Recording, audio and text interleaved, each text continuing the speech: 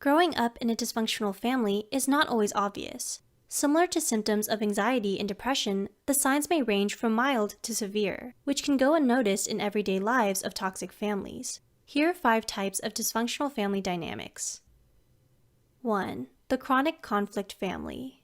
In this type of dysfunctional family, members fight with each other in harmful ways that leave one another physically and or emotionally wounded. The tension is bred from toxic parental styles, such as abusive and authoritarian.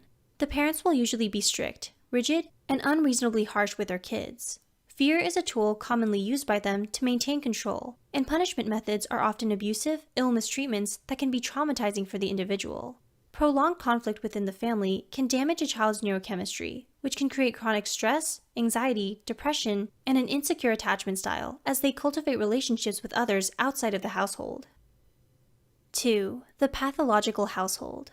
In this type of family, severe psychological, mental health disorders, terminal illnesses, and substance abuse or drug addiction affect the members' everyday lives.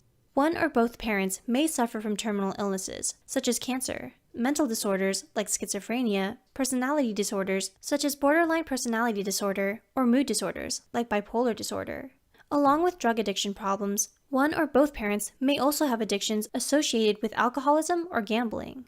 In the pathological household, the family roles are reversed, in which the children are more responsible and take care of everyday functions, whereas the parents are the ones being looked after. The parents' disorders or illness can cause children to become preoccupied with tasks they aren't meant to handle until they are more mature. This can cause them to develop social deficiencies, anxiety, and depression over time. 3. The chronic household. In this type of family, the children are often poorly looked after when the parents are too busy, not present, or do not set clear and consistent regulations. The parents do not establish any organization, system, or routine that the whole family can follow, which makes it hard for the children to find any grounding or assurance. Often, the older siblings take on the responsibilities the parents have failed to fulfill, and they learn to play the role of the caretakers. Meanwhile, the younger siblings or school-aged children in the chaotic household usually have trouble with discipline, concentrating in school, and listening to authority figures. 4. The dominant submissive household. In this type of family, one parent is the dictator, while the other one is passively obedient.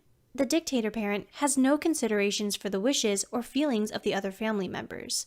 This often causes the other parent to feel depressed, and they usually have a lot of repressed, negative, and angry emotions.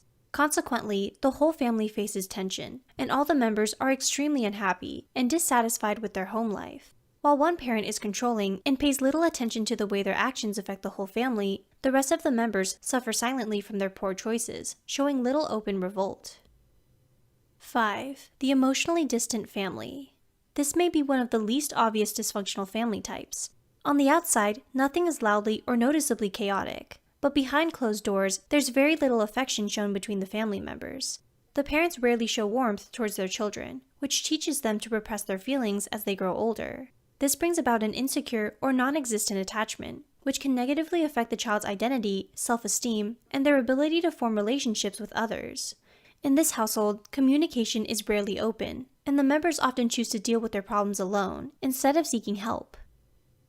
What type of dysfunctional family dynamic do you resonate with most? We understand that this is a hard topic to talk about, but we strive to be a platform where our community members can open up to each other and support one another. We encourage you to share your story with us below. Also, don't forget to subscribe for more content from Psych2Go.